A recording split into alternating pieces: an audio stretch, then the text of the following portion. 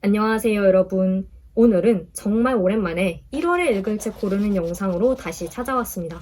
아마 이게 2025년 첫 영상이 될 것 같은데 다들 새해 잘 맞이하셨나요? 저는 지난 12월에 연중 최저 독서율을 찍고 약간 전반적으로 무기력한 상태에 빠져 있었는데요. 오늘 촬영을 기점으로 다시 좀 파이팅하는 그런 일상을 살고 싶어요. 독서도 그렇고 유튜브도 그렇고 전반적인 삶에 있어서도 그렇고, 그래서 오늘은 새해를 맞아서 지금 시즌에 읽기에 딱 어울리는 책들을 골라보려고 하고요. 제 주관적인 기준으로 고를 거긴 하지만 그래도 뭔가 새 출발, 새로운 에너지, 긍정적인 에너지 이런 것들의 의미를 부여해서 책을 고를 거고, 그러면은 바로 시작해 보도록 하겠습니다.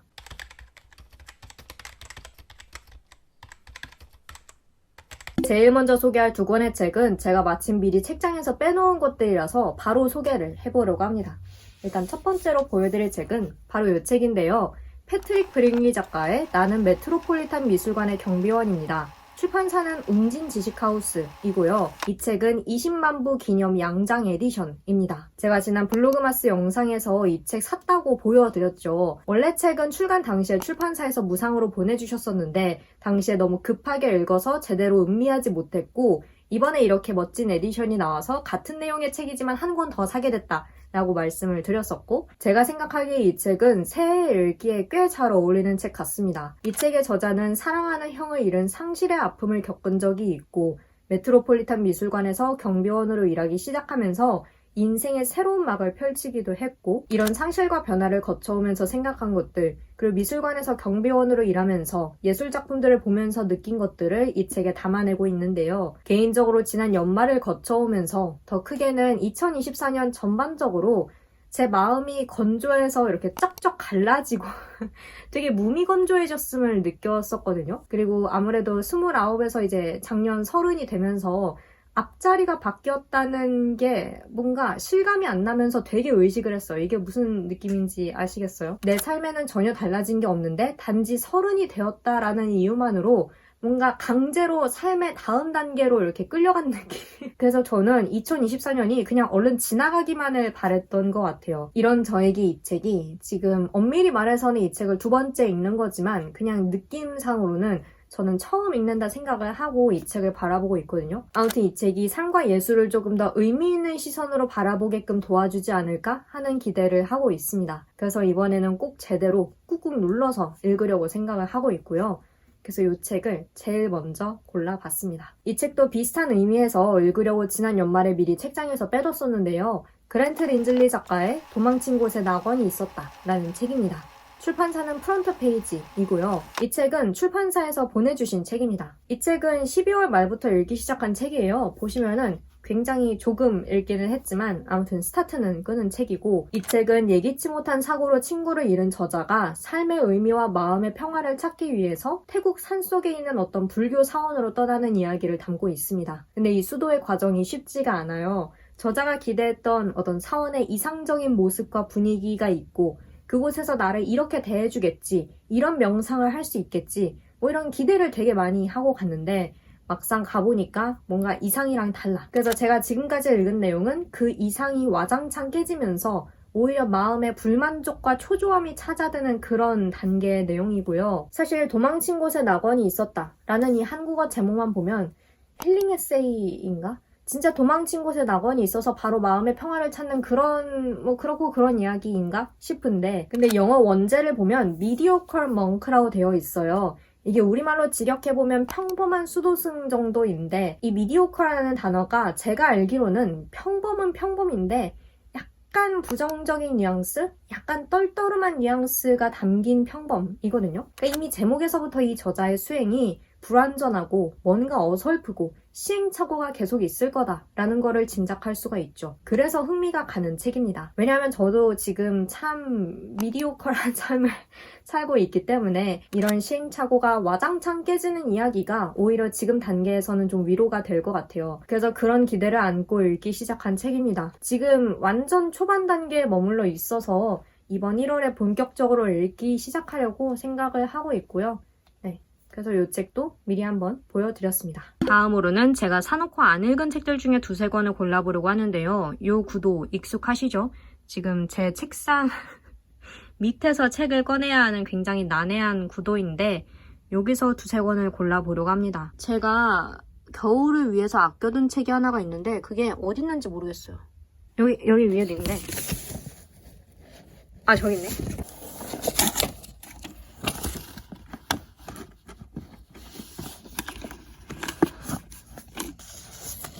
이 책 하나 골랐고 잠깐 변명을 하자면 제가 최근에 도서관에서 책을 굉장히 많이 빌려 읽었습니다.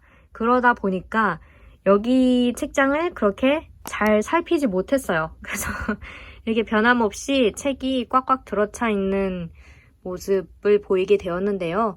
이번 새해에는 조금 더 분발해서 열심히 읽어보겠습니다. 네. 이 책을 한번 읽어볼까요?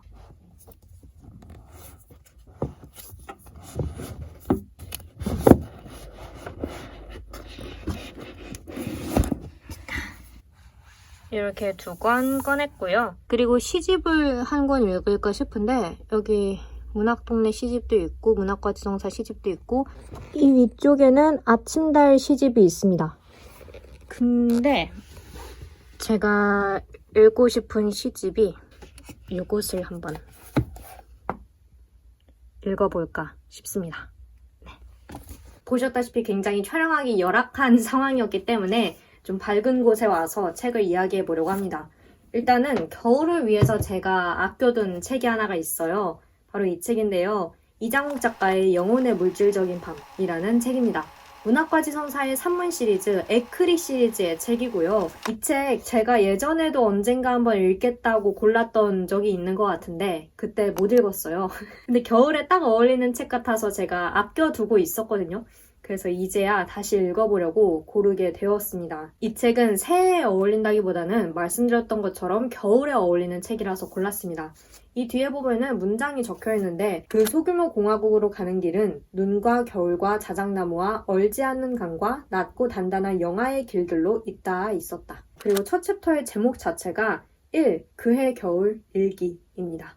그러니 겨울에 읽어야겠죠?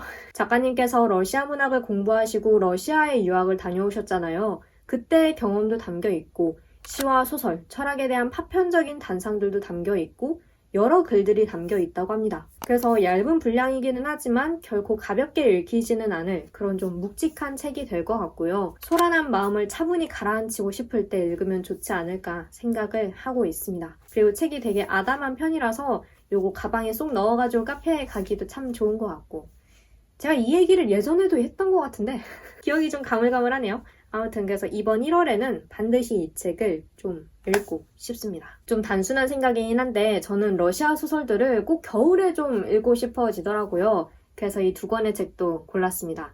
류드밀라 올리츠카야 작가의 메데야와 그녀의 아이들 그리고 소네치카, 스페이드의 여왕입니다. 둘 다 문학동네 세계문학전집의 책들이고요.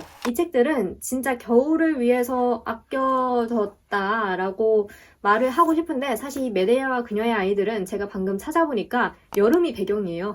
근데 이제 한 가지 의미를 굳이 부여를 해본다면 이 새해 첫 영상이니까 그간 아껴왔던 책들을 꺼내 읽는 것도 한 해의 시작을 의미 있게 보내는 방법이 아닌가 싶어서 그렇게 개의치 않습니다.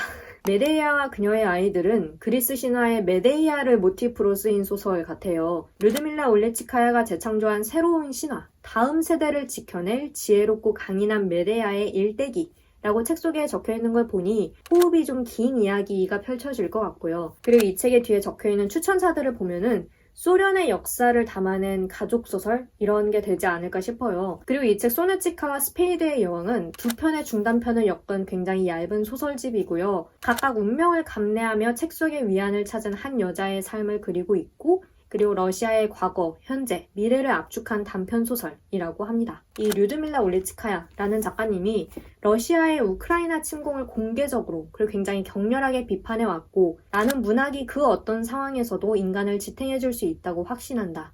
우리 조상들은 지금 여기에서 무슨 일이 일어나고 있는지 이해하고자 할 때 문학으로 눈을 돌렸다.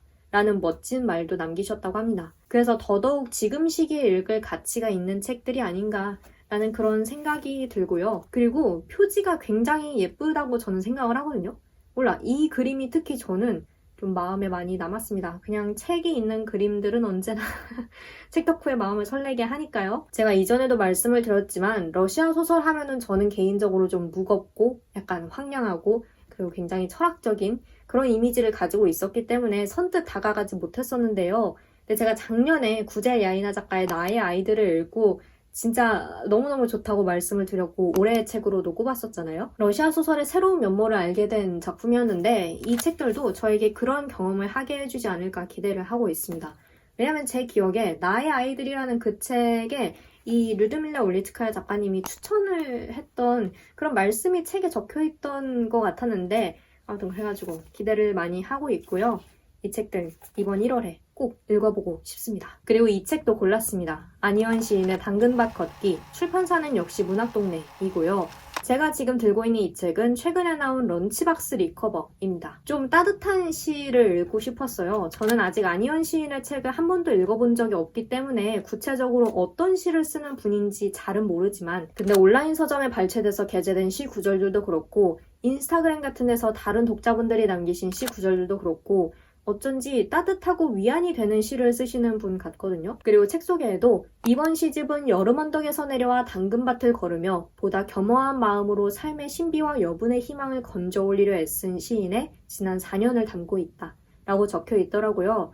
그런 시가 좀 필요했습니다. 그리고 소소한 목표라면 목표고 뭐 계획이라면 계획인데 이번 1월에는 당근 케이크를 먹으면서 이 시집을 읽어보고 싶습니다. 제가 이 책 언박싱 할 때 표지를 보고 당근 케이크 진짜 맛있나요? 라는 좀 뜬금없는 질문을 남겼었는데 당근 케이크는 도대체 무슨 맛이길래 사람들이 이렇게 많이 먹는 걸까? 라는 생각이 들더라고요. 그때 정말 많은 분들께서 당근 케이크 맛있다. 그리고 식감도 그렇게 이상하지 않다. 라고 댓글을 남겨주셨거든요. 그 말씀들에 힘입어서 이번 1월에는 케이크 속 야채라는 그런 오랜 제 머릿속에 형성돼 있던 편견을 깨고 꼭 당근 케이크를 먹으면서 이 시집을 읽고 싶습니다. 그럼 어떤 새로운 것에 도전하는 긍정적인 에너지로 마음을 가득 채우고 싶고요. 네, 그래서 이번 1월에 읽을 시집 당근밭 걷기입니다. 마지막으로 1월에 새로 사거나 도서관에서 빌려 읽을 책들에 대해서 이야기를 해보려고 합니다. 우선 첫 번째 책은 제목을 보자마자 이거는 무조건 읽어야 된다 라는 생각이 들어서 장바구니에 넣어뒀던 책인데요. 아리 크루글란스키 작가의 불확실한 걸 못 견디는 사람들이라는 책입니다. 출판사는 RH 코리아이고요. 전 누가 저 부르는 줄 알았잖아요. 제가 딱 불확실한 걸 못 견디는 사람이라서 저는 연락을 하거나 뭐 약속을 잡을 때도 그렇고 무슨 일을 할 때도 그렇고 일정이나 방법, 구체적인 사항들이 분명하게 명시되지 않으면 되게 초조하고 불안해하거든요.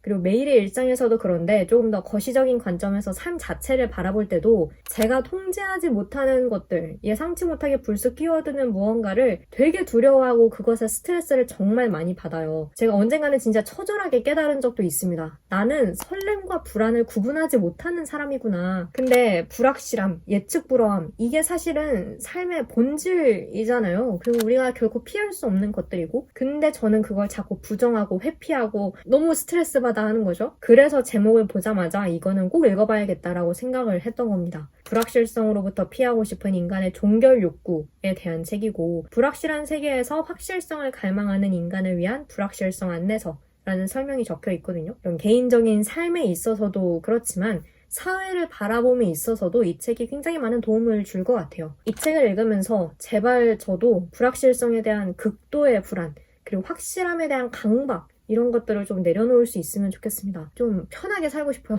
무던하게 살고 싶어요. 근데 그게 안 돼요, 정말. 2025년에는 조금 더 제가 제 마음을 좀 편하게 다스리는 그런 한 해가 됐으면 좋겠어요. 근데 정말 여전히 불확실하고 예측불허하고 제 삶에 불쑥불쑥 끼어드는 그런 걱정거리들은 없었으면 좋겠습니다. 비슷한 맥락에서 이 책도 찾아뒀습니다. 닉 트렌턴 작가의 생각 중독, 출판사는 갤리온이고요. 불안과 후회를 끊어내고 오늘을 사는 법이라는 부제가 진짜 저를 위한 부제 아닙니까? 이 책은 어떻게 알게 됐냐면 어느 날 하말넌만 채널에 이 영상이 알고리즘에 떴어요. 근데 그 영상을 보면서 공감을 정말 많이 했는데 영상을 만드는데 참고한 서적, 목록 중에 이 책이 있는 거예요. 근데 제목이 생각 중독이야. 저 진짜 생각 중독이거든요. 지나치게 생각을, 그러니까 그것도 부정적인 생각을 많이 해서 독이 되는, 한마디로 요약하면 이 책은 지나친 생각이라는 굴레에 우리가 왜 빠지는지, 그리고 어떻게 하면 그곳에서 빠져나올 수 있는지 이런 것들을 좀 알아보는 책인 것 같아요. 근데 그게 또 있다? 예전에도 제가 이런 비슷한 책들을 몇 번 읽은 적이 있었는데요.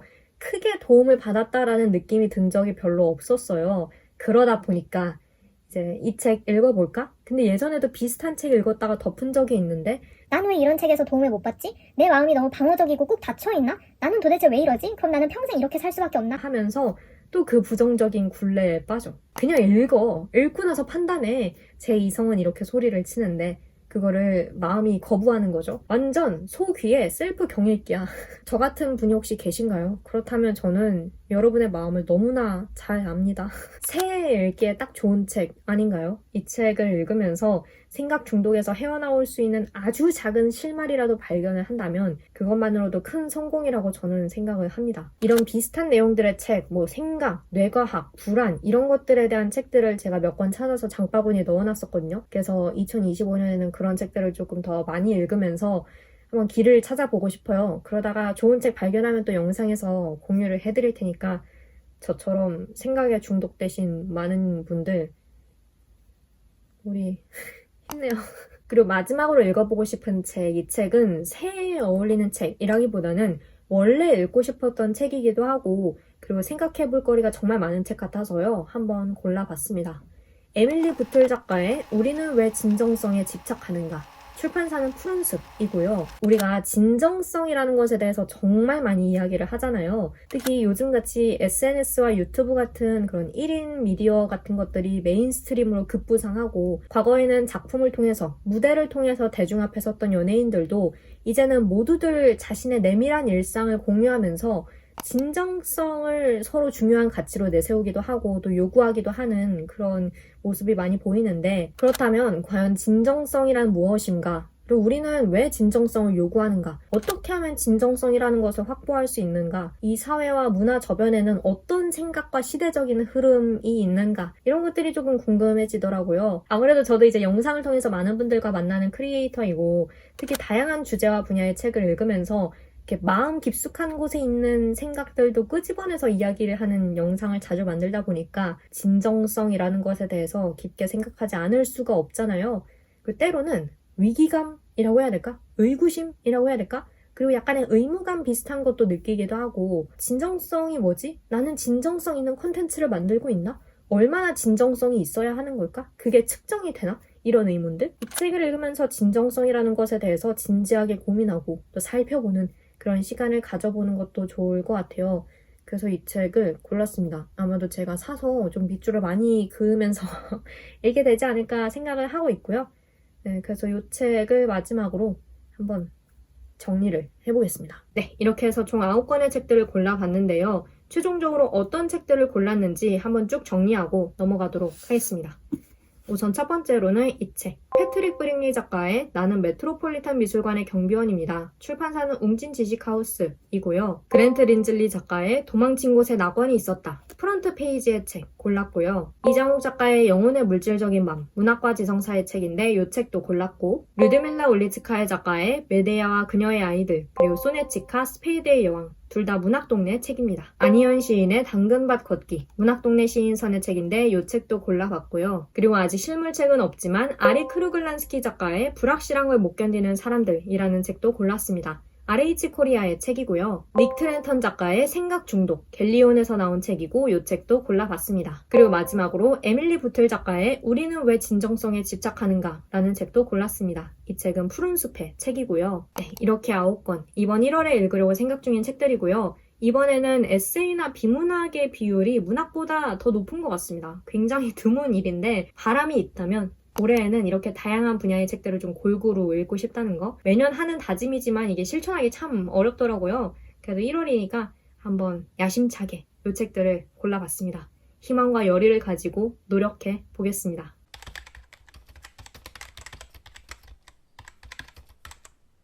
여러분은 2025년 새해를 맞이해서 새로운 다짐이나 목표 이런 것들을 좀 세우셨나요?